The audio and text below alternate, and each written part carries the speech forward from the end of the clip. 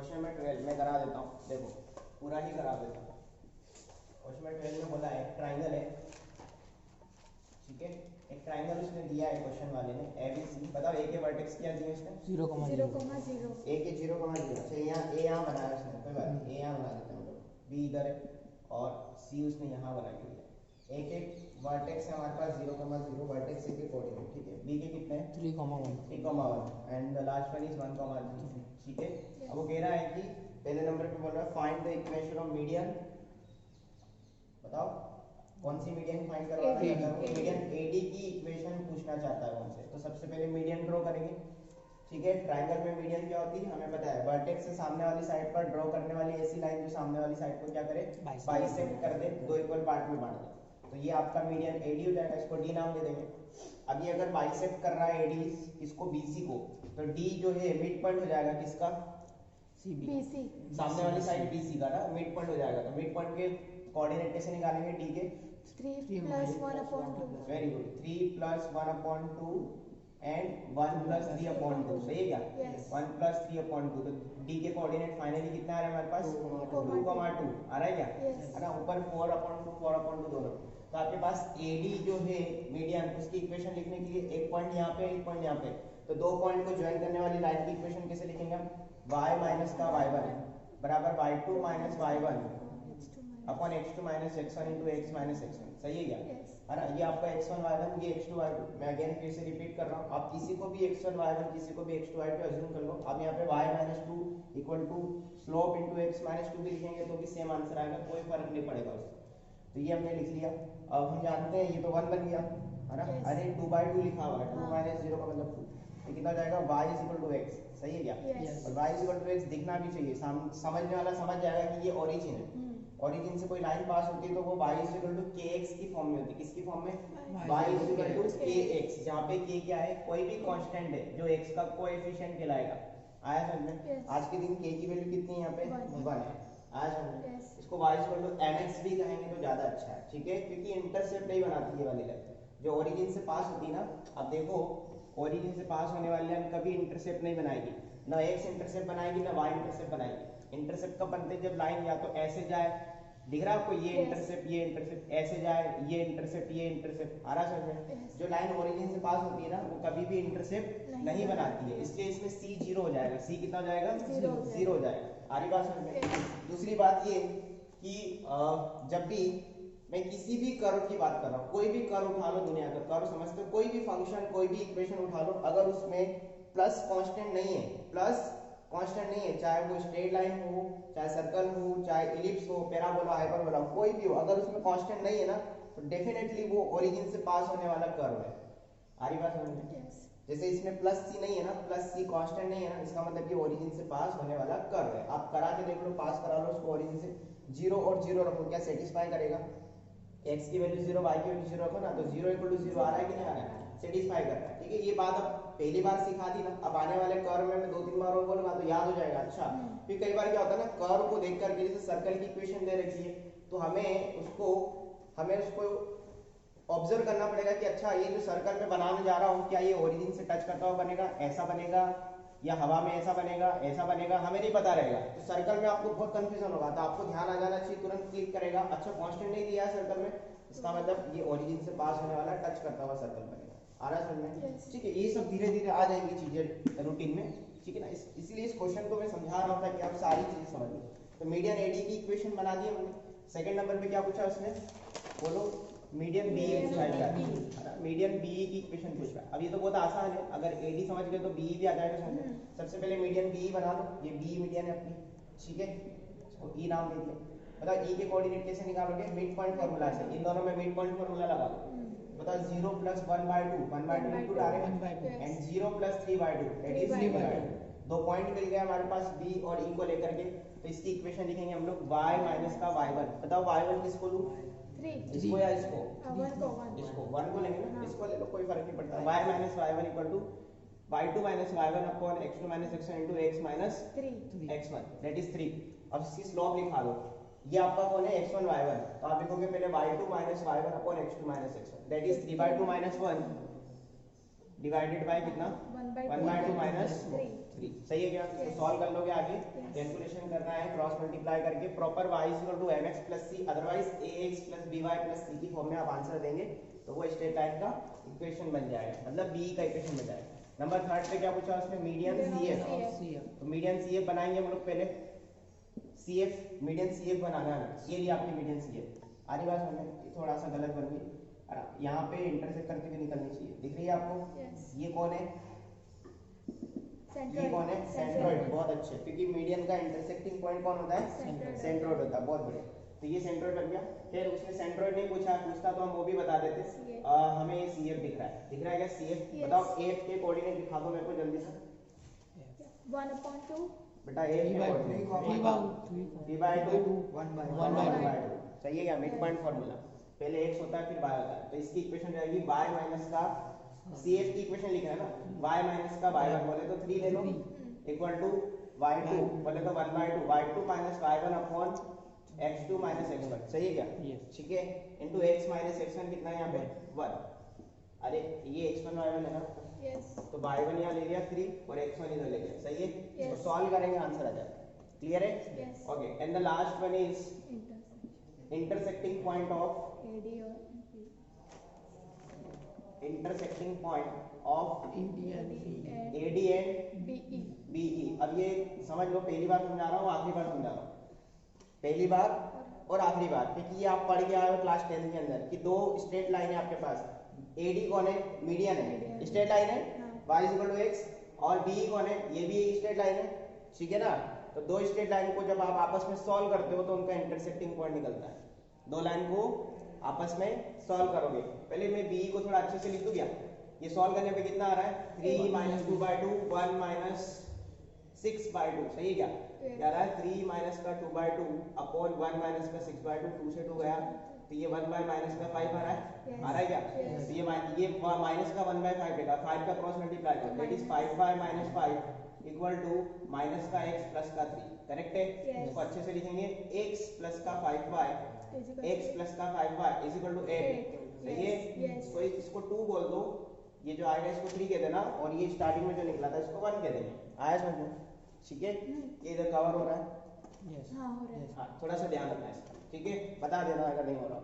तो हमें इक्वेशन 1 और इक्वेशन 2 को क्या करना है? आपस में सॉल्व करना है, क्योंकि इक्वेशन 1 किसकी इक्वेशन है? मीडियन AD की, और इक्वेशन 2 क्या है? मीडियन BE की इक्वेशन है। तो देखो इसको मैं अच्छे से लिख दूं क्या? x माइनस का y इज इक्वल टू 0। सही है क्या? है ना? ax plus by plus c के फॉर्म में। और इसको लिखा भाई ये मैंने x प्लस का 5y इज इक्वल टू कितना है? 8। इन दोनों को आपस में सॉल्व करो। इसको सॉल्व करने की आपके पास 3 मेथड होती है, क्लास 10 के अंदर पढ़ के आए हैं आप। क्लास 10 में linear equation in 1 variable, linear equation in 2 variable. सबसे पहली मेथड होती है सब्स्टिट्यूशन। कैसे सब्स्टिट्यूशन लगाते हैं? इधर से x की वैल्यू उठा के इसमें रख दो, आपस में सॉल्व कर लो, आंसर आ जाएगा। आया समझ में? ठीक है। सेकंड मेथड होती है जो सबसे आसान होती है, एलिमिनेशन मेथड। क्या करते हैं उसमें? हम कोएफिशिएंट बराबर बनाते हैं, कोएफिशिएंट बराबर बनाते हैं, मल्टीप्लाई करके। जैसे यहाँ पे तो बराबर दिख रहे हैं मुझे, दोनों इक्वल कोएफिशिएंट है ना, नहीं होते। जैसे यहाँ पे सपोज 2 होता है, यहाँ पे 1 होता, तो ये 2 का मल्टीप्लाई इधर कर देता, x के कोएफिशिएंट का इधर, x के कोएफिशिएंट का इधर। आप किसी के भी कोएफिशिएंट बराबर कर दो, चाहे x के चाहे y के, कोई फर्क नहीं पड़ता। एक वैल्यू आएगी, उसको उठा के रखेंगे तो दूसरी वैल्यू आ जाएगी। और तीसरी मेथड क्या होती है? Cross multiplication method. वो भी वक्त आने पे मैं सिखाऊंगा आपको, उसमें कैसे किस तरीके से करते हैं। धीरे धीरे उन चीजों को भी हम सीख जाएंगे। ठीक है? सबसे आसान होती है एलिमिनेशन। यहाँ पे आपसे कोई नाम नहीं पूछ रहा है कि कौन सी मेथड से, हमें तो सिर्फ आंसर से मतलब है। तो मैं एलिमिनेशन लगा दूं, कोएफिशिएंट x के बराबर है तो सिर्फ घटाना है इसको, माइनस और ये माइनस हो जाएगा। सही है क्या? देखो x प्लस का x माइनस का कट गए, ये माइनस का y है, और ये 5 प्लस का या माइनस का? माइनस का। प्लस माइनस माइनस नहीं बेटा, ये प्लस पुराना साइन था, अब नया साइन बदल दिया हमने। साइन पलटना आता है ना? नहीं आता है? 10th की स्ट्रेट लाइन और 10th की linear equation in 1 variable 2 variable उठा लेना, वहां से 2-3 एग्जांपल लगा लेना। बच्चे जैसी चीजें ये नहीं सिखाऊंगा मैं, ये सिखाया बेसिक में मैंने चिल्ला चिल्ला के। बेसिक उठा के देखना, तीनों मेथड सिखाई है। आगे सवाल समझ में? तो देखो ये पुराना साइन है, इसको इग्नोर कर देते हैं, मल्टीप्लाई कर रहा है ये प्लस माइनस माइनस, ऐसा नहीं है, ये पुराना साइन है, भूल जाओ इसको। माइनस का y माइनस का 5y, माइनस में कितना हो जाएगा? 6y, और ये 0 में से 8 माइनस करोगे तो माइनस का 8 हो जाएगा। माइनस से minus cancel out, y equal to कितना जाएगा? 2 4 जा 2 3 जा 6 नीचे चला जाएगा ना, 8/6 सॉल्व करेंगे तो 4/3 y की वैल्यू आ गई। यस ये y की वैल्यू उठा के रखो यहाँ पे या यहाँ पे कहीं भी रख दो, 1 या 2 में कहीं भी रख दो। तो जब 1 में रखूंगा तो x भी कितना जाएगा, बोलो 4/3 आएगा, क्योंकि x और y दोनों कैसे हैं इक्वेशन 1 के हिसाब से इक्वल है। यस बोलो ना, Yes. x भी 4/3 y भी 4/3। उधर से आ रही बात समझ में? यस इसमें रखना है तो इसमें रखो, नहीं तो इसमें रख दो, कैलकुलेशन करनी पड़ेगी बट आंसर वही आएगा। आया समझ में? कॉपी करो। तो ये कौन है, इंटरसेक्टिंग पॉइंट है। ये कौन है, इंटरसेक्टिंग पॉइंट है। इसको पॉइंट के फॉर्म में लिखेंगे 4/3, 4/3। आया समझ में? Yes. ठीक है। अब देखो दो लाइन इंटरसेक्ट करती है तो फोटो कैसी बनेगी, ऐसी। ये रहा इंटरसेक्टिंग पॉइंट। ये कौन है, इंटरसेक्टिंग पॉइंट। ये इसका नाम क्या है, 4/3, 4/3। अब ध्यान से सुनना एक और बात, दो लाइन का इंटरसेक्टिंग पॉइंट दोनों ही लाइन पर लाई करता है। सही है क्या ये बात? अरे दोनों ही लाइन पर है, इस पर भी है और इस पर भी है। आया समझ में? Yes. तो कहीं भी रख दो, आप सबको सेटिस्फाई करेगा 4/3, 4/3। ठीक है, कॉपी करो। क्या आपको अभी भी पैरामीट्रिक फॉर्म के फॉर्मूले आते हैं? Parametric form of the line देखो इधर, x = x1 plus r cos theta, याद आया?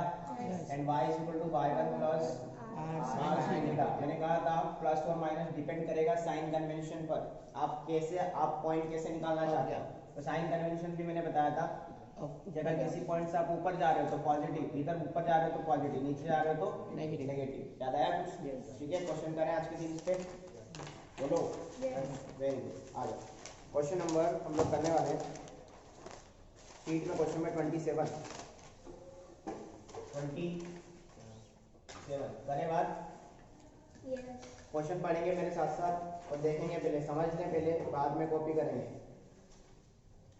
क्या आपको डिस्टेंस फॉर्मूला आता है? Yes under root x2 - x1 का whole square plus y2 - y1 का होल स्क्वायर। Very good. क्या डिस्टेंस कभी नेगेटिव हो सकती है? नो नहीं। पहली बात तो अंडर रूट कभी नेगेटिव हो ही नहीं सकता, उसमें से स्क्वायरिंग लगी हुई है फॉर्मूला में, फिर भी ध्यान रखना। ठीक है ना? पता चला हमारा तो सर अंडर रूट -5 आंसर आ गया था, इसका मतलब आपने कैलकुलेशन में गलती की है, ध्यान रखना इस चीज को। ठीक है। क्वेश्चन में 27 में बोला है, if a line passing through 1, 2 and makes 45 degree angle with x axis and intersect another line 2x plus y minus 7 = 0 at point q, then find aq find करना है। देखो इधर उसने ये बोला कि एक लाइन है, पहले कोऑर्डिनेट एक्सिस बना लेते हैं अपनी मर्जी से। ठीक है, x y एक्सिस, और उसने बोला कि एक लाइन है 1, 2 से पास होती है। जस्ट सपोज ये एक लाइन है, ये किसी पॉइंट 1, 2 से पास हो रही है, उस पॉइंट का नाम क्या है, a। लाइन की फोटो ऐसी बनेगी, कैसी बनेगी हमें नहीं लेना, हम तो डमी फोटो बना रहे हैं, डमी फोटो, समझते हो डमी फोटो? हालांकि स्लोप उसने बोला है कि ये 45 डिग्री का एंगल बनाती है, इसका मतलब कैसा एंगल है ये, 90 से कम है। 90 से कम एंगल को क्या कहते हैं हम लोग, अक्यूट एंगल। अक्यूट एंगल में देखो 90 यहाँ बनता है, 90 से कम इधर ही बनेगा ना लाइन का एंगल। तो अपनी मर्जी से मैंने 45 डिग्री का एंगल बना दिया, आपको कोई डी लेके मेजर नहीं करना है, रफ फोटो बनाना। लेकिन इतना ध्यान रखना कि 1, 2 से पास हो रही है, ये भी फर्स्ट क्वाड्रेंट का पॉइंट है, तो ऐसे ही कहीं पॉइंट बनेगा। ठीक है, तो ये लाइन हो गई। क्या इस लाइन की इक्वेशन लिख सकता हूं मैं? अरे एक पॉइंट पता है, थीटा पता है। अगर थीटा 45 है तो इसकी स्लोप कितनी हो जाएगी, 1। Very good. 10 45 कितना होता है, 1। 10 135 कितना होता है, 10 135 डिग्री -1 लिख लो, काम आएगा, लिख लो। 10 135 डिग्री -1 होता है, लिख लो डेंजर जोन में, बहुत ज्यादा काम आएगा। 10 15 डिग्री √3 - 1 √3 + 1। वेरी गुड, याद ही रखना है उसको, रट लेना है, बार बार कह रहा हूँ, रट लेना है। आगे बात समझ में कि कुछ एंगल, स्पेसिफिक एंगल आपको याद होने चाहिए। Very good. आगे चलिए, क्वेश्चन पढ़े वापस। वो कह रहा है, if a line passing through 1, 2 and makes 45 degree angle with x axis and intersect another line 2x plus y minus 7 = 0 at point q। ये जो लाइन है ना, किसी दूसरी लाइन को इंटरसेक्ट करता है किसी पॉइंट q पर। इस दूसरी लाइन का नाम क्या है, 2x plus y minus 7 = 0। तो कहना चाहता है कि a और q के बीच की डिस्टेंस निकालो। aq का मतलब क्या हो गया, ये डिस्टेंस मुझे फाइंड करना है। अरे कितना आसान क्वेश्चन है ये, इससे आसान क्वेश्चन कुछ हो ही नहीं सकता। कि एक लाइन है, इस लाइन का एक पॉइंट मुझे पता है, इसका थीटा मुझे पता है, तो क्या इस लाइन की इक्वेशन लिख सकता हूं मैं? अरे इसको मैं L1 कह देता हूं। क्या कह देता हूं, L1। ये वो लाइन है जो मुझे फाइंड करना है, और ये सेकंड लाइन मुझे अरेंजमेंट दे रखी है। तो ये लाइन मैं फाइंड करूंगा, ये लाइन मुझे दे रखी है, दोनों को आपस में सॉल्व करूंगा तो क्या आएगा मेरे पास, Q. इंटरसेक्टिंग पॉइंट क्यों आ जाएगा, उस पॉइंट के कोऑर्डिनेट आएंगे, तो कोऑर्डिनेट आते ही इन दोनों के बीच में डिस्टेंस फार्मूला लगेगा और आंसर आ जाएगा AQ। आया समझ में? करें। देखो लाइन 1 की इक्वेशन लिख रहा हूं मैं इधर, लाइन 1 क्या हो जाएगा, देखो y माइनस का y1 कितना लिखूंगा, y1 2 इक्वल टू m कितना हो जाएगा 1, very good, into x minus 1. x1। यहां पे मैं लिख देता हूं इस लाइन के लिए, for line L1 for L1 theta जो है आपका 45 डिग्री है, तो उसकी slope am is equal to क्या होता है, tan थीटा, बोले तो tan 45 that is equal to 1। आया समझ में? तो ये लाइन की इक्वेशन हो जाएगी y माइनस 2 इक्वल टू 1 का मल्टीप्लाई करो अंदर x माइनस 1, अच्छे से लिखेंगे तो x माइनस का y इक्वल टू -1। सोचो सोचो, ये y उधर चला गया, 1 इधर आ गया, तो -2 + 1 दैट इज -1। तो ये आपकी इक्वेशन 1 है, ये L1 है, और ये L2 कितना हमारे पास 2x प्लस का y इक्वल टू 7। कांस्टेंट चाहो तो उधर ले जाओ, चाहे इधर ही रहने दो, कोई फर्क नहीं पड़ता। अब बताओ इनको मैं साइन बदलूं क्या, नहीं, कोएफिशिएंट बराबर है क्या, y के कोएफिशिएंट बराबर है, किसी के भी बराबर हो हमें कोई लेना देना नहीं, इसके बराबर है ना, इन दोनों को ऐड कर दो, क्या कर दो, ऐड कर दो, क्योंकि एक माइनस का एक प्लस का कट जाएगा। आया तो में साइन बदलने की जरूरत नहीं है, अगर जरूरत होती तो बदलते। अब बताओ इन दोनों को क्या किया हमने, ऐड किया, तो बताओ यहाँ पे कितना हो जाएगा 3x, बहुत बढ़िया, इक्वल टू ये कितना हो जाएगा 6, बहुत ही बढ़िया, x इक्वल टू कितना जाएगा 2, बहुत अच्छा, x की वैल्यू कितनी आ जाएगी 2। अब x की वैल्यू उठा के कहाँ रख दो, इसमें रख दो, लाइन 1 में, ये लाइन 2 रख दो, लाइन 1 में रख दे, कहीं भी रख दो, मैंने पहले भी बोला है अभी भी बता रहा हूँ, इंटरसेक्टिंग पॉइंट जो है दोनों लाइन पे लाई करता है, तो इंटरसेक्टिंग पॉइंट का एक कोऑर्डिनेट x इक्वल टू 2 है, उसको कहीं पर भी रख दो तो y दोनों से सेम आएगा। आया समझ में, y दोनों से कैसा आएगा, सेम आएगा, x इक्वल टू 2 यहाँ रख दे, तो जाएगा 2 माइनस का y इक्वल टू -1, अरे बोलो y उधर चला जाएगा तो प्लस का हो जाएगा, तो माइनस का 1 इधर आएगा, तो 2 + 1 कितना हो जाएगा 3। आया समझ में? अब x की वैल्यू 2 इसमें भी रख के देख लो, शांति हो जाएगी तुमको, 2 2 जा 4 उधर जाएगा, तो 7 - 4 दैट इज 3, तो y इक्वल टू कितना आ जाएगा 3। तो ये हमारा इंटरसेक्टिंग पॉइंट जिसका नाम क्या है Q, नाम बोले तो Q, ठीक है, और इसके कोऑर्डिनेट 2, 3 है। a पता है, q पता है, a पता है, q पता है, तो aq कितना जाएगा, देखो इधर aq under root distance formula x2 - x1 2 - 1 that is 2 - 1 का होल स्क्वायर, बहुत बढ़िया, plus y2 - y1 that is 3 - 2 का होल स्क्वायर, बहुत अच्छे। इसको सॉल्व करेंगे तो कितना आंसर आएगा, अंडर रूट 2, सही क्या, रूट 2, ये 1 का स्क्वायर और ये भी 1 का स्क्वायर, तो आंसर कितना आ जाएगा रूट 2, दोनों के बीच की डिस्टेंस रूट 2। कॉपी करो क्वेश्चन को।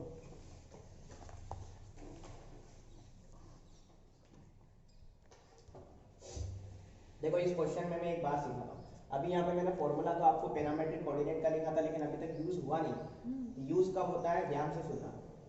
इस parametric form of the straight line में आपको एक तो थीटा दिखाई दे रहा है, एक इसमें r दिखाई दे रहा है, और एक इसमें x1 y1 दिखाई दे रहा है।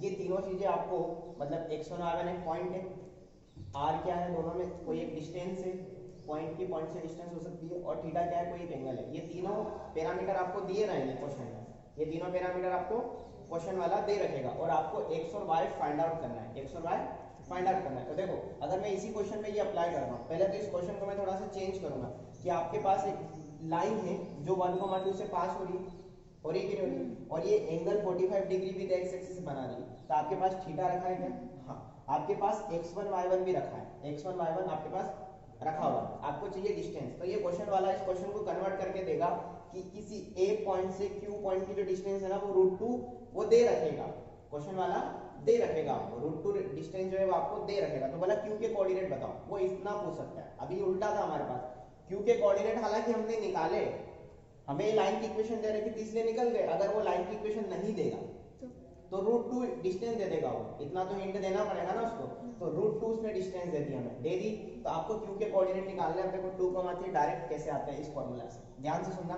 ये आपका x1 y1 पॉइंट हो गया, ये आपका थीटा हो गया, ये कौन हो गया थीटा, और ये जो डिस्टेंस है r ये कितनी हो गई √2, इतना दिया है उसने, ठीक है ना। आपको ये पॉइंट निकालना है, सपोज ये q पॉइंट जो है मेरा x, y है, ये q पॉइंट क्या है x, y है, थोड़ा मैं ऊपर नीचे लिख रहा हूं ताकि यही समझा दूं। फार्मूला क्या होता है x1 + r cos थीटा, ये आपका x1 y1 है, इसमें x1 कौन है 1, हो जाएगा x की जगह 1 प्लस r कितना है अपना √2 cos थीटा कितना है 45 डिग्री। अब आप देखो cos 45 कितना होता है 1/√2, तो √2 से √2 कटा, कितना बचा 1 और 1 प्लस 1 कितना आया 2 आया। आया कि नहीं आया? डायरेक्ट आ रहा है ना, तो आप डायरेक्ट निकाल सकते हैं। ठीक है, और y के हिसाब से अगर लगाएंगे तो y1 कितना है 2, y1 प्लस r कितना है अपने पास √2 cos थीटा नहीं sin थीटा, sin कितना है sin 45 हो जाएगा। बताओ sin 45 1 बाय √2 से √2 गया तो कितना बचा यहाँ पे 1 प्लस का 2 कितना हो जाएगा 3।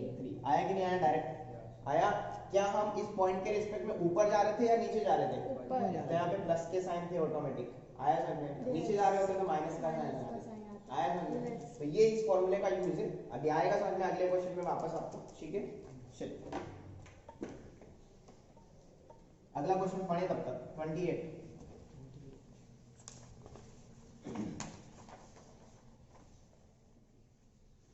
पढ़ लिया? अभी तो शुरू ही किया था सर, इतना जल्दी कैसे पढ़ेंगे? आ जाओ मेरे साथ साथ रहो, मैं पढ़ता हूँ आप समझना।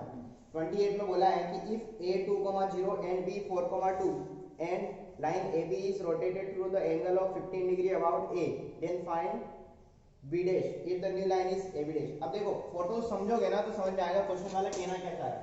क्वेश्चन नंबर 28 में उसने ऐसा बोला है, मैंने एक कोऑर्डिनेट एक्सिस बना दी, बोलो कोई दिक्कत है इसमें? नहीं। तो कह रहा है इफ a2,0 है, a2,0 किधर मिलेगा? a2,0 2,0 पॉइंट कहां मिलेगा? x एक्सिस का पॉइंट है, यहां मिलेगा सपोज 2,0 आपका a पॉइंट हो गया। फिर आगे कह रहा है एंड b जो है 4,2 है, तो x की वैल्यू 2 इधर, तो 4 आगे क्या मिलेगा? और y 2 है तो यहां ले ले, यहां ले लेते हैं, ये आपका 4,2 b पॉइंट हो गया, 4,2 इधर है। कोई दिक्कत है इसमें? वो कह रहा है आगे कि and line AB, line AB पहले AB बना दो, दिख रही है आपको AB? ये लाइन AB है, बना दी ना? Line AB is rotated through an angle of 15 degree about A के अबाउट ये जो लाइन है ना इसको मैंने 15 डिग्री रोटेट कर दिया। क्या कर दिया? रोटेट कर दिया। उसने हालांकि बोला नहीं कि एंटी क्लॉकवाइज और क्लॉकवाइज, हम एंटी क्लॉकवाइज ही लेके चलेंगे अगर नहीं बोला है। क्या बोला मैंने?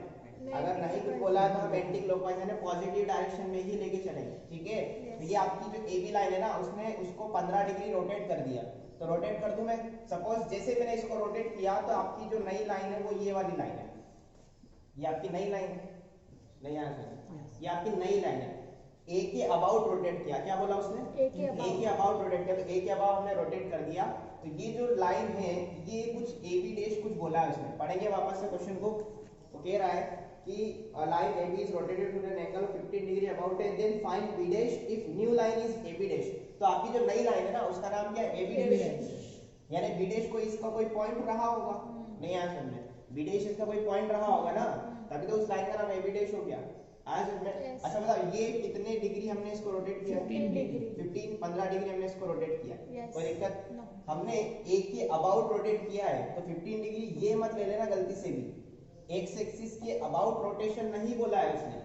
अगर एक्स एक्सिस के अबाउट रोटेशन बोला होता तो मैं ये एंगल पूरा 15 डिग्री लेता, लेकिन उसने बोला है कि AB के अबाउट, हमने A के अबाउट रोटेट किया है, यहीं से रास्ते में थी लाइन, इसको ऐसे रोटेट करते हैं 15 डिग्री, तो ये एंगल यहाँ से यहाँ तक का आपका 15 डिग्री। तो ये एंगल कैसे लाइन लेके आएंगे हम लोग? वो y2 minus y1 upon slope के, हाँ स्लोप निकाल के देखेंगे हम लोग। किसकी? AB की स्लोप निकालेंगे। 2 पॉइंट रखे हैं मेरे पास, बहुत बढ़िया। ये वाला जो एंगल है इसको हम लेके आएंगे, हम लिखेंगे स्लोप ऑफ AB।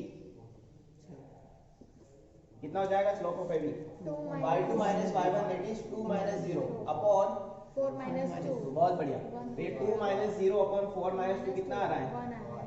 अरे 1 आ रहा है कि नहीं आ रहा है? अगर आपका स्लोप 1 आता है यानी स्लोप बोले तो tan थीटा, अगर tan थीटा 1 आया तो tan थीटा 1 किधर होता है? tan 45 डिग्री में। ये सही है क्या? अरे तो यहाँ पे हम एंगल का कंपैरिजन करेंगे तो थीटा कितना आएगा? 45 डिग्री आया। यानी ये वाला जो एंगल हम लोग क्वेश्चन मार्क लगा के बैठे थे ये वाला एंगल 45 डिग्री है। अगर ये वाला एंगल 45 डिग्री है तो ये पूरा एंगल कितना होगा? 60 डिग्री। बहुत बढ़िया, 60 डिग्री।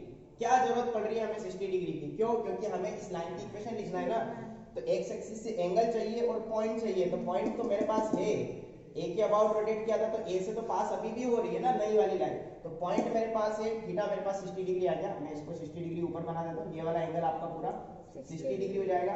तो लाइन AB डैश क्या हो जाएगी? लाइन AB डैश की इक्वेशन हो जाएगी, ध्यान से देखो, पॉइंट पता है और स्लोप पता है।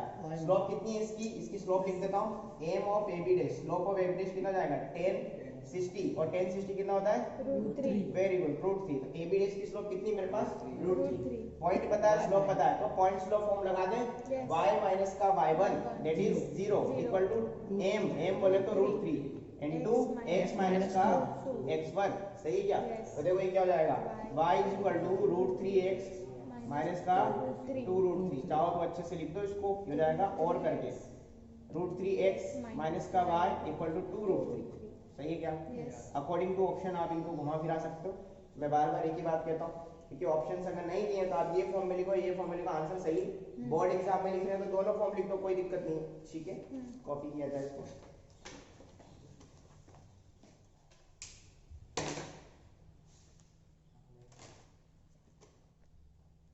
ट्वेंटी हो गया 29 की बात करें ये बहुत अच्छे क्वेश्चंस में से एक है 29 30 31 तीनों ही अच्छे क्वेश्चन क्लासिक क्वेश्चन है आपको कुछ ना कुछ सिखाएंगे आप अभी भी हल्के में मत लो पैरामीट्रिक फॉर्म को आपको लग रहा होगा अरे सेकंड क्वेश्चन में भी पैरामीट्रिक फॉर्म यूज नहीं हुआ हमारा तो ऐसा लग रहा होगा ना बट ऐसा नहीं है आप चाहो तो मैं ये वाला क्वेश्चन जो है आपका 28 इसको मैं उसी से करके दिखा सकता हूँ आपको करके दिखाऊं 28 को अरे 28 को करके दिखाऊं हालांकि मेरे को बी डैश जो है वो निकालना ही नहीं था क्योंकि मेरे को क्या था मेरे को सिर्फ एंगल पता चला और ए पॉइंट मुझे पता था ए पॉइंट तो मुझे पता था ना तो मैंने पॉइंट्स लॉ फॉर्म लगा दिया अगर मैं बी डैश निकालता है ना बी डैश के कोऑर्डिनेट निकालता तो मैं फिर 2 पॉइंट वाला लगा देता y minus y1 equal to y2 minus y1 upon x2 minus x1 into x minus x1 2 point form लगा देता ना बट मुझे जरूरत ही नहीं पड़ी मुझे तो स्ट्रेट लाइन लिखना है वो कैसे भी लिखूं अच्छा अब यही क्वेश्चन अगर आपके पास 4 ऑप्शन नीचे दिए रहेंगे ना तो हम क्या करेंगे पता है कौन सी ऐसी इक्वेशन है 4 ऑप्शन में जो ए पॉइंट से पास हो रही है और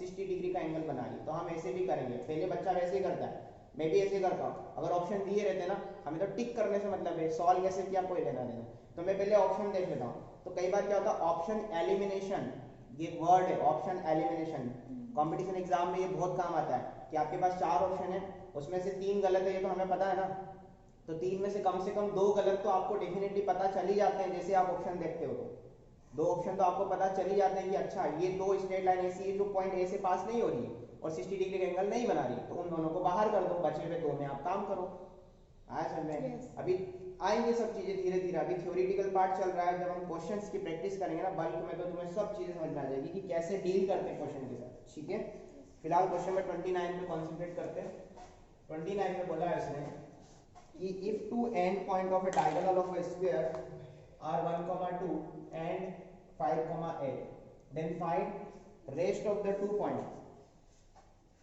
देखो इधर उसने ये बोला कि कोई एक स्फीयर है उसके डायगोनल के एंड पॉइंट मुझे दिए तो इस वाले डायगोनल के एंड पॉइंट बताने हैं आया समझ में क्वेश्चन तो डायगोनल दिए हैं डायगोनल के एंड पॉइंट तो पहले स्फीयर बनाने की कोशिश करें ठीक है कोऑर्डिनेट एक्सिस बनाई ये ओरिजिन हो गया ये कौन है 1, 2 है x की वैल्यू 1 y की वैल्यू 2 इधर नहीं पड़ेगा ये आपका 1, 2 है और 5, 8 x की वैल्यू 5 इधर और 8 इधर कहीं पे इधर ले लें इसको ये आपका एक डायगोनल है स्फीयर का अब स्फीयर मैं बना रहा हूँ कोशिश करूंगा अच्छे से बनाने की ठीक है हालांकि बनेगा नहीं मुझसे प्रॉपर इस पॉइंट को थोड़ा सा पास में ले लेता हूँ ठीक है ना यहाँ ले लेते हैं ठीक है अगर स्क्वायर बनाना है तो थोड़ा सा मुझे दिख रहा है कि इस तरीके का स्क्वायर जैसा कुछ बन रहा है इसका ये एंड पॉइंट मुझे पता है ठीक है ना तो ये और ये एंड पॉइंट मुझे लेकर के आना है ठीक है ना इसको मैं थोड़ा सा ऐसा ले लेता हूँ क्लियर है और लेना पड़ेगा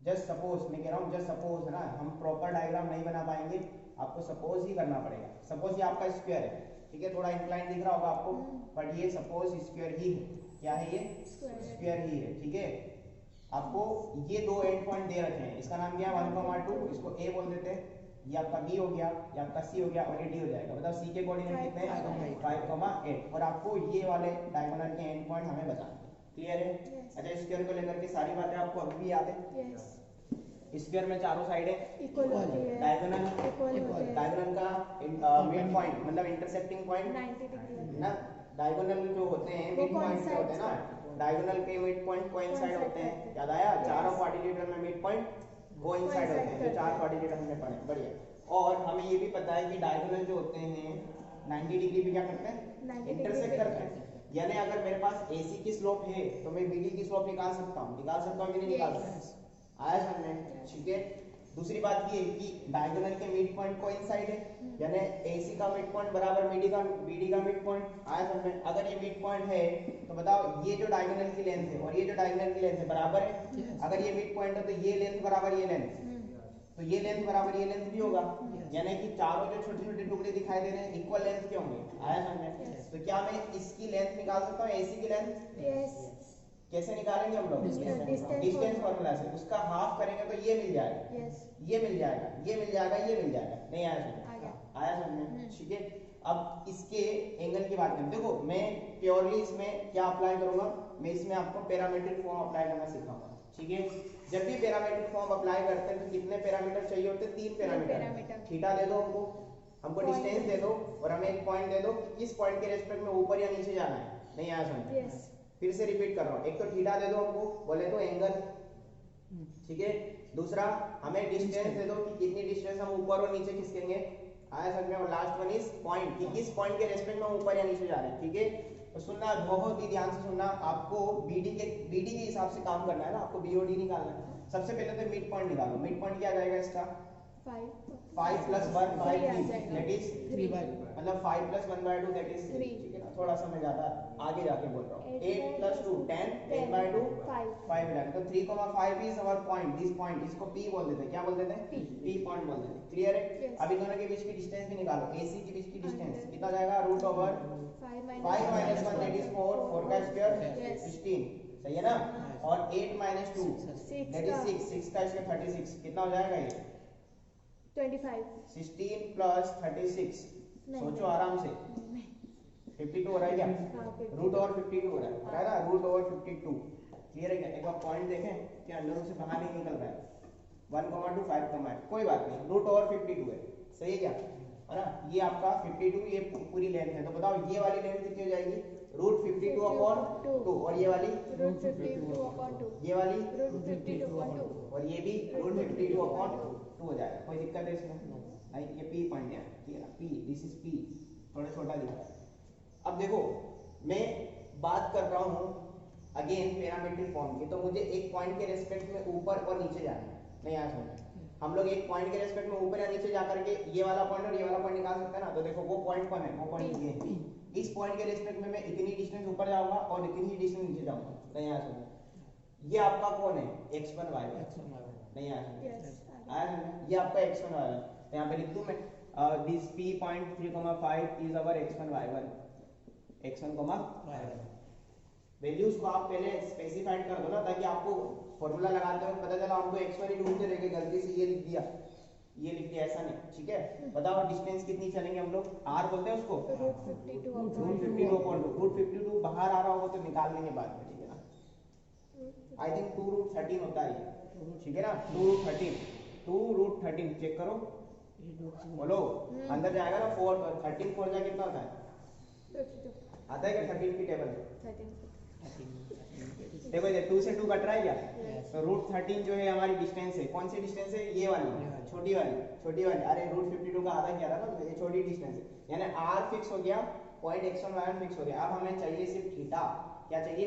थीटा इन द सेंस कि ये वाली जो लाइन है ना कितना एंगल बना रही है वो हमें देखना है।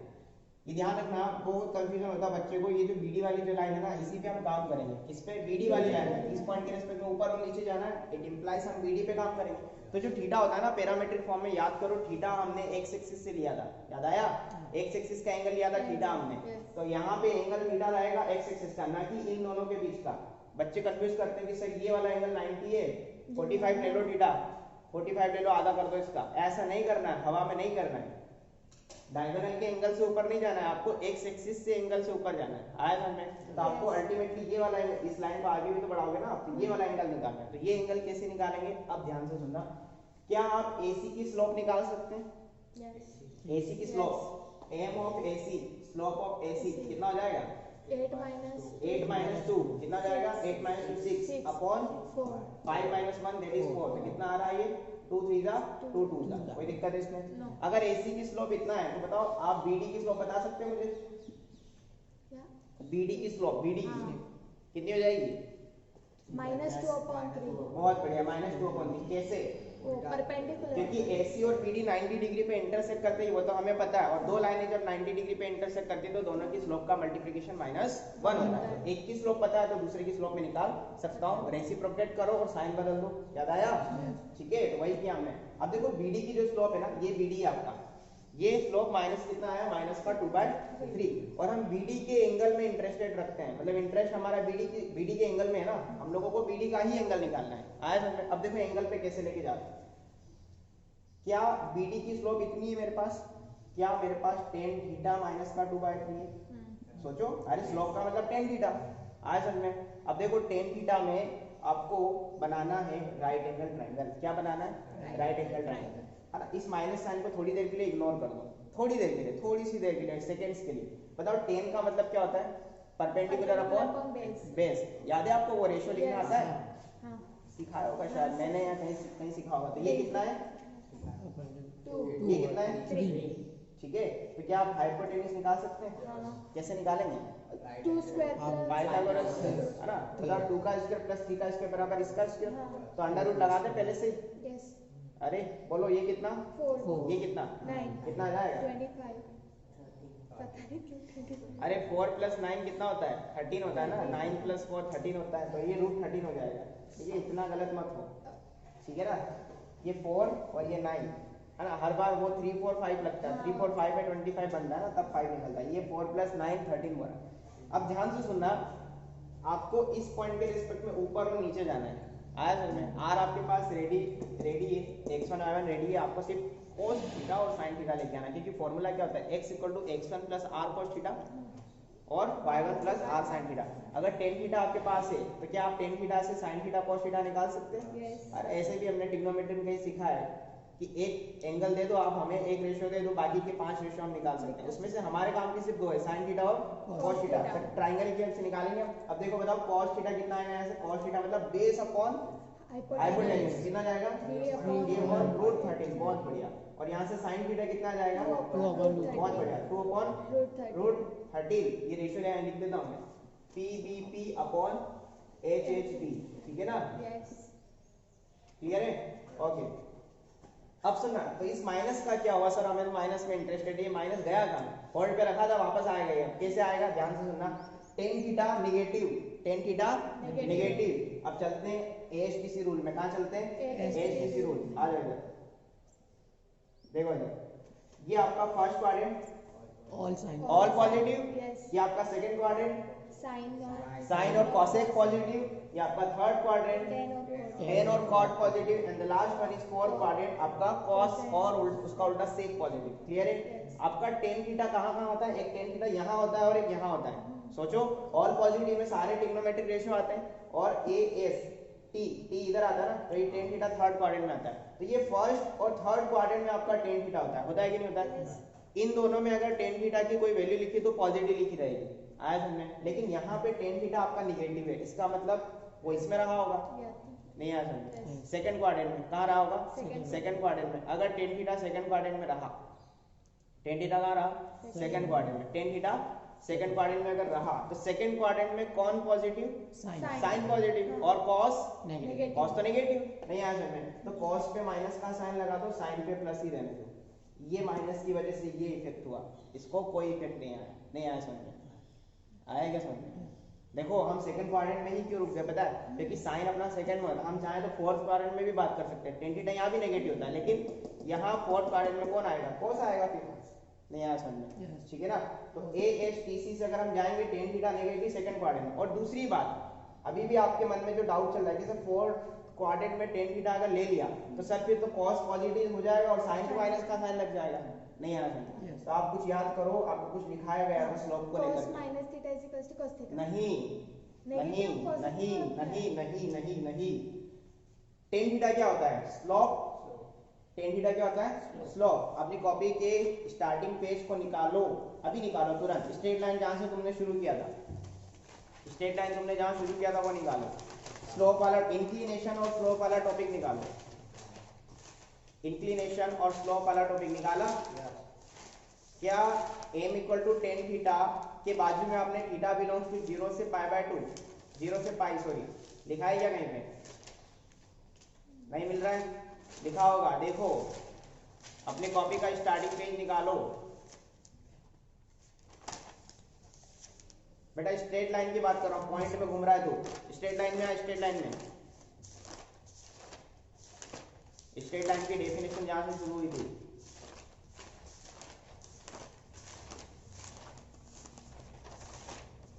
है क्या? नहीं है? अरे कैसी बात कर रहे हो? नहीं है? नहीं है तो कोई बात नहीं। अब समझ लो कि जो आपकी स्लोप होती है ना, slope m equal to tan theta, इसमें जो थीटा होता है ना, थीटा थीटा क्या होता है? इंक्लिनेशन। इंक्लिनेशन होता है ना, इंक्लिनेशन। पढ़ा है ये टॉपिक हमने, तो चालू होगा, कोई बात नहीं, क्लब करना उसको। इधर देखो, मैं किसकी बात कर रहा हूँ? इंक्लिनेशन की। ये थीटा बिलोंग्स टू जीरो से कहाँ तक होता है? पाई तक। मैं सर इसको लिखो अपनी कॉपी में, मेंशन करो पहले। लिखा हुआ होगा तुमको, तुमने लिखा नहीं होगा ठीक से। नहीं है तो कोई बात नहीं, अभी लिख लो। इंक्लिनेशन वाले टॉपिक में ही लिखना। कहाँ लिख रहा है ये तू? Inclination slope widen. ठीक है, लिख लिया। अब ध्यान से सुनना, आपका अभी तक जो हम स्लोप टॉपिक पढ़ते हुए हैं, स्लोप की जो बातें करते हैं ना, वो स्लोप में जो इंक्लिनेशन होता है वो हमेशा कहां से कहां तक होता है? जीरो से पाई। और जीरो से पाई का मतलब कौन कौन से क्वाड्रेंट इसके अंदर इंक्लूड होंगे? फर्स्ट और सेकंड ओनली, क्योंकि यहाँ आपका जीरो होता है, यहाँ आपका पाई बाय 2 होता है, यहाँ पे कौन होता है? पाई होता है। याद आया? 0, 90, 180, 270, 360 पूरा सर्कल हो जाएगा। तो आपका जो इंक्लिनेशन होता है ना, वो जीरो से कहां तक होता है? पाई तक। बोले तो फर्स्ट और सेकंड क्वाड्रेंट में। इसीलिए मैं टेन थीटा को फोर्थ क्वाड्रेंट में बात नहीं करने दूंगा, नहीं आया समझ। इसीलिए अगर टेन थीटा सेकंड क्वाड्रेंट में रहा, क्योंकि वो नेगेटिव था, इसलिए तो सेकंड क्वाड्रेंट में साइन पॉजिटिव, कॉस नेगेटिव। आया समझ में? तो साइन कैसा? पॉजिटिव। साइन में पॉजिटिव और कॉस पे कैसा? नेगेटिव का साइन लगा दिया। आया समझ में? अब देखो ये आपके पास साइन थीटा और कॉस थीटा भी रेडी है, नहीं आया समझ में? अरे थीटा नहीं मिला तो कोई बात नहीं, हम साइन थीटा कॉस थीटा लिया है। अब देखो सुनो, अब बस लास्ट, इसका लास्ट पंच बाकी है और ये क्वेश्चन खत्म हो जाएगा। आपके पास r रेडी है, x1 y1 रेडी है और cos theta sin theta ready है। तो रखें आप इसमें फॉर्मूले में। अब देखो हम p के अलोंग ऊपर जा रहे हैं, कहाँ जा रहे हैं? ऊपर। मैं d के कोऑर्डिनेट निकालूंगा। ऊपर जा रहे हो तो साइन कन्वेंशन क्या कहेगा?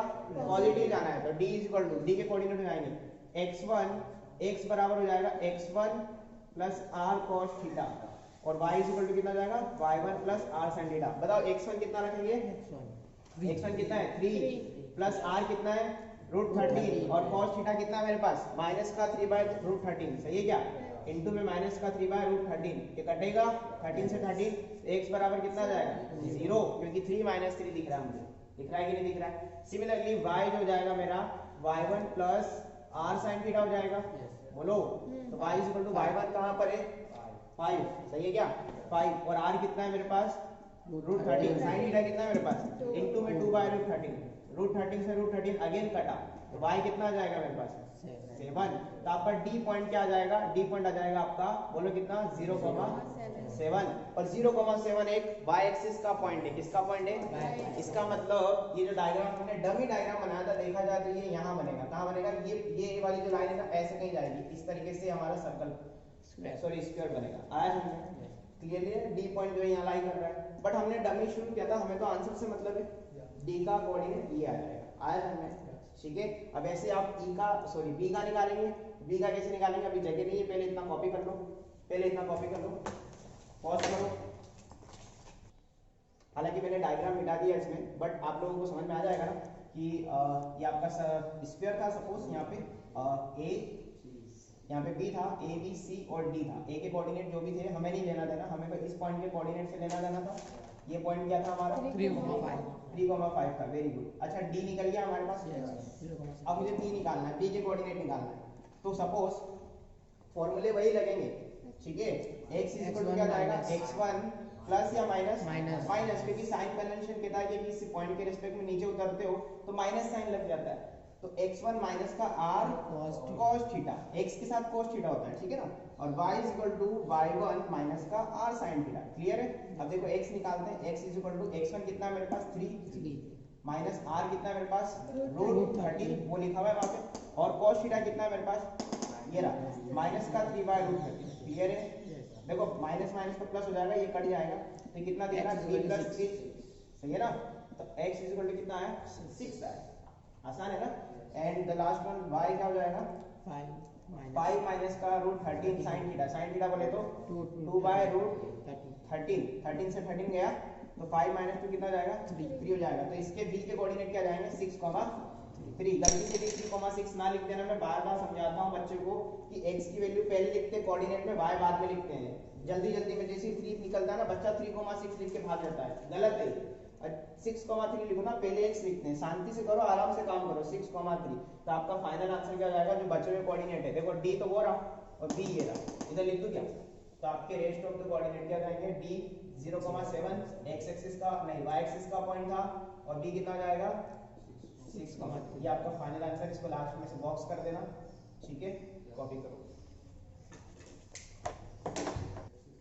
आ जाओ क्वेश्चन नंबर 30, ये भी बहुत अच्छा क्वेश्चन है, स्टार लगा सकते हैं इस क्वेश्चन पे, इसको समझना मजा आएगा। क्वेश्चन 30 करे बात, 30 क्वेश्चन में कह रहा है वो, if line x/3 plus y/4 x/3 plus y/4 equal to 1 cut x axis at a and y axis at b, ये लाइन जो है x एक्सिस को a पर कट करती है और y एक्सिस को b पर कट करती है। फिर वो कह रहा है कि AB is the side of the square, then find point at the maximum distance of square, then find point at the maximum distance of square। अब ये थोड़ा सा बाद में समझने वाली बात है, बट पहले फोटो बनाते हैं। पहले तो लाइन का फॉर्म कैसा है, डबल इंटरसेप्ट फॉर्म।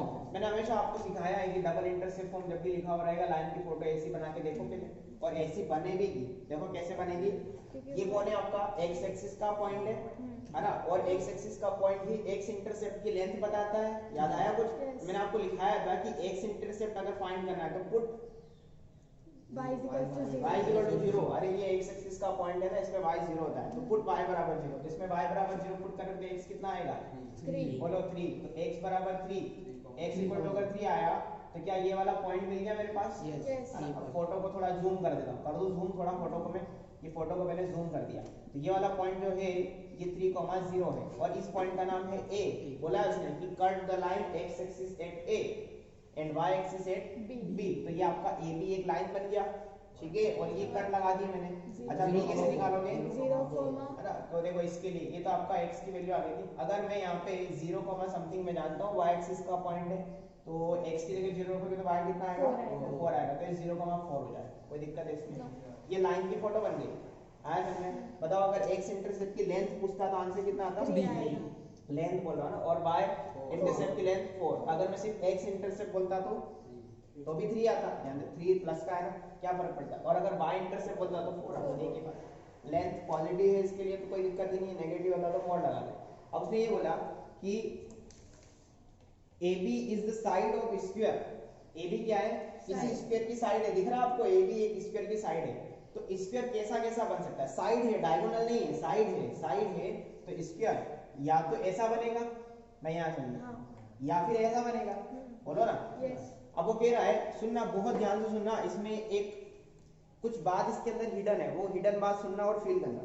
वो कह रहा है कि if AB is the side of square then find point यानी आपको एक पॉइंट फाइंड करना है, यानी कोऑर्डिनेट फाइंड करना है किसी पॉइंट के। The find point at the maximum distance of square, maximum distance of square. अब ये कहना चाह रहा है find point of square. Find point of square को समझ रहे हो आप? यानी स्क्वायर के वो पॉइंट फाइंड करना है जो अभी आप स्क्वायर बना रहे हो, उसके 2 पॉइंट तो मुझे पता है, 2 वर्टेक्स पता है, बाकी के 2 वर्टेक्स मुझे निकालने हैं। तो उन दोनों में से हमारा कोई एक पॉइंट आंसर होगा, बट वो पॉइंट मैक्सिमम डिस्टेंस पर होना चाहिए।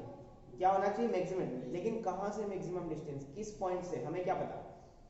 ये बात तो छुपा रखी ना उसने कि मैक्सिमम डिस्टेंस। तो मैक्सिमम डिस्टेंस कहां से? ओरिजिन से। जब भी कुछ नहीं दिया हो तो सारा काम ओरिजिन के रिस्पेक्ट में होता है। यानी कि अगर मैंने स्क्वायर ऐसा बना दिया चाहे ऐसा बना दिया, मुझे ये जो दोनों पॉइंट है मेरे, जो वर्टेक्स है, इस वर्टेक्स का ओरिजिन से मैक्सिमम डिस्टेंस चाहिए मेरे को। नहीं आसान। अब आप सोचो, मैं इधर ही बनाता हूँ, इस फोटो को मैं रफली इधर बनाता हूँ। ये आपकी एक लाइन है, मतलब लाइन एक साइड है स्क्वायर की, तो आपका स्क्वायर या तो ऐसा बनेगा, नहीं आसान, या फिर ऐसा बनेगा, बोलो ना। Yes. बोलो, या तो ऐसा बनेगा या ऐसा बनेगा। ओरिजिन कहाँ है? यहाँ पे। तो आप सोचो आप कि ये जो दो पॉइंट है जो आपको फाइंड करने हैं, इसमें से ओरिजिन से ये डिस्टेंस और ये डिस्टेंस मैक्सिमम होगी या फिर ये डिस्टेंस और ये डिस्टेंस मैक्सिमम होगी? ये वाली होगी ना मैक्सिमम। इसका मतलब स्क्वायर कैसा बनेगा? इसका मतलब स्क्वायर ऐसा बनेगा हमारा। इतना तो हमने क्लियर कर दिया। Yes. नहीं आया समझ? आया? थोड़ा स्क्वायर दे देते हैं शेप अच्छे से।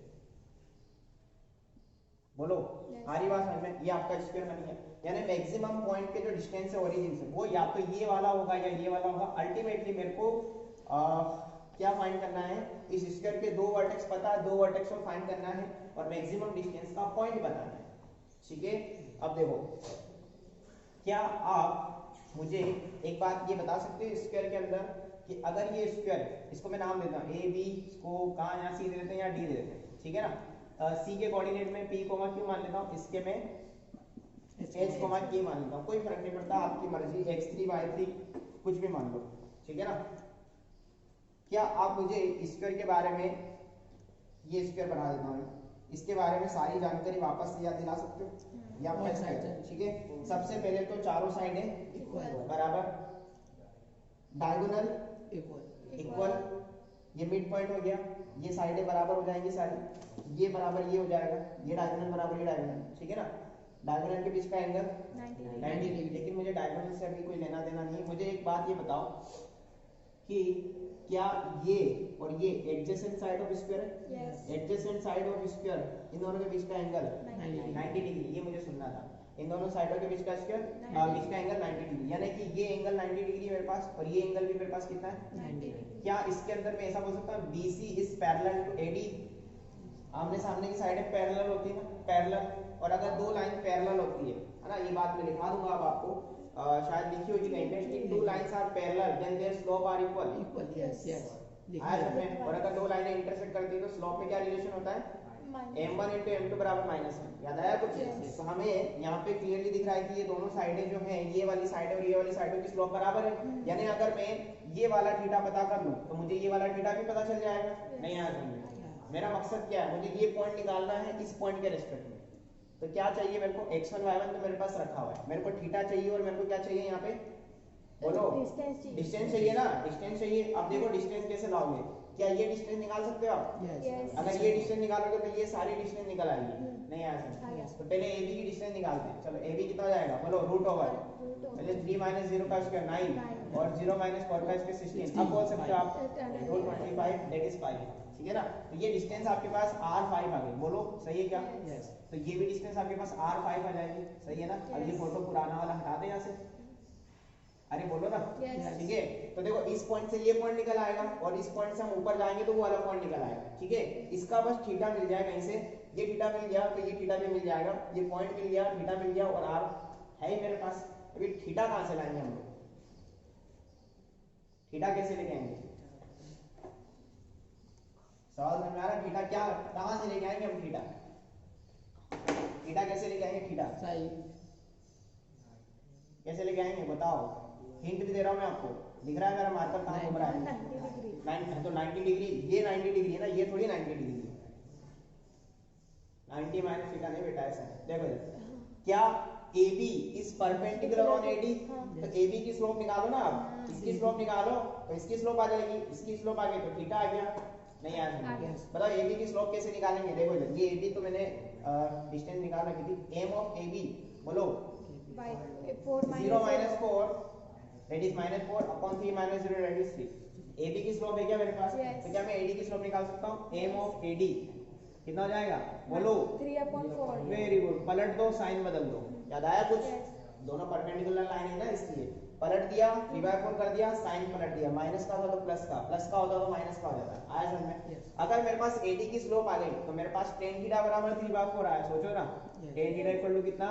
3/4 आया क्या समझ में? लेकिन मुझे तो फॉर्मूले में cos थीटा और sin थीटा चाहिए, तो कैसे निकालेंगे हम लोग? ट्रायंगल बना के, राइट एंगल ट्रायंगल बनाया हमने। Yes. यहाँ पे कितना आएगा? 3, यहाँ पे कितना आएगा? 4, तो यहाँ पे कितना आ जाएगा? 5। 3 4 5 इज द फेमस ट्रिपलेट यार, कुछ ट्रिपलेट फेमस होते हैं। तो ये आ गया। अब बताओ यहाँ से cos थीटा कितना आ जाएगा? बेस अपॉन 4/5 4/5 बहुत बढ़िया। साइन थीटा कितना 3/5 3/5। क्या प्लस माइनस का कोई लोचा था इसमें? नहीं होता तो फिर मैं फर्स्ट सेकंड क्वाड्रेंट वाली बातें सोचता। अगर tan थीटा नेगेटिव होता तो cos नेगेटिव साइन पॉजिटिव। क्यों? क्योंकि सेकंड क्वाड्रेंट का एंगल हो जाता ना tan थीटा मेरा। फिर आए समझ में? बट यहाँ पे ऐसा कुछ है नहीं, हम बच गए, कोई बात नहीं। तो हमारे पास ये वाला पॉइंट आ जाएगा डी डायरेक्ट, बोलो यस है ना। डी पॉइंट के कोऑर्डिनेट निकाल रहा हूँ मैं। h इज इक्वल टू क्या हो जाएगा? This point x1 that is 3 plus plus करेंगे या माइनस? देखो इधर जा रहे हैं ऊपर ही जा रहे हैं हम लोग, ठीक है। तो 3 प्लस r कितना है मेरे पास 5, cos थीटा कितना है मेरे पास इनटू में 4/5, ये कटेगा तो कितना आएगा 3 प्लस 4 दैट इज 7। आया समझ में? And the k is 0 plus 0 plus 5 sin theta that is 3/5। 5 से 5 कटा कितना जाएगा 3, ये 3 है। आया क्या समझ में? तो आपके पास डी पॉइंट के कोऑर्डिनेट क्या आ गए 7 डी आ जाएगा आपके पास 7, बहुत अच्छा। आया समझ में? यस क्या आपके पास AD की स्लोप थी ना वहाँ पे, उसके करस्पॉन्डिंग tan थीटा निकाला, उसके करस्पॉन्डिंग cos थीटा और sin थीटा निकाला। तो ये और ये पैरेलल है, दोनों पैरेलल है, तो जो काम इसमें किया वो इसमें ऑटोमेटिकली हो ही गया है। यानी इसके लिए मेरे को अलग से कुछ नहीं करना है, यही sin थीटा cos थीटा इसमें भी मुझे यूज करना है, तभी मेरा प्योर क्यू डायरेक्ट निकल आएगा। This is Q point, clear है? Yes. तो हमारे पास सी पॉइंट के कोऑर्डिनेट हम निकालेंगे, पी हो जाएगा, लेकिन पॉइंट बदलेगा, सिर्फ पॉइंट बदलेगा ना। 0 plus 5 cos theta that is 4/5, ये कट जाएगा। 5 से 5 कितना बचेगा 4, बहुत अच्छे। और क्यू क्या हो जाएगा? 4 प्लस 5 इंटू 3/5 कटेगा तो कितना जाएगा 7। अब ध्यान से सुनना, ये अपना सी पॉइंट आ गया। सी पॉइंट कितना है 4,7। लेकिन हमें तो मैक्सिमम डिस्टेंस का पॉइंट इन दोनों में से एक बताना है, नहीं आया समझ? ये दोनों आंसर थोड़ी है, इन दोनों में से कोई एक पॉइंट आंसर है। तो देखो ये आपका ओरिजिन है 0 0, बोलो ओरिजिन से मैं डी की डिस्टेंस निकालूंगा और ओरिजिन से ही मैं सी की डिस्टेंस निकालूंगा।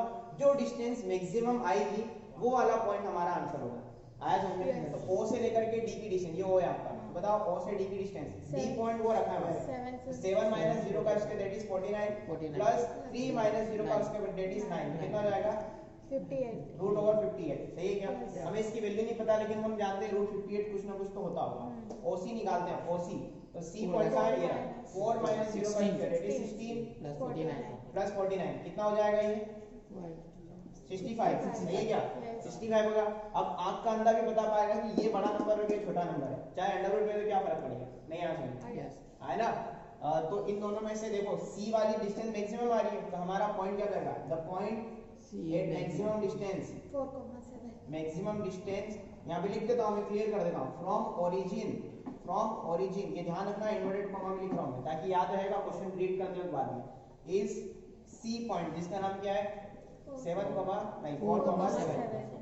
4,7, ये आपका फाइनल आंसर हो जाएगा। आया समझ? यस वेरी गुड, कॉपी करो।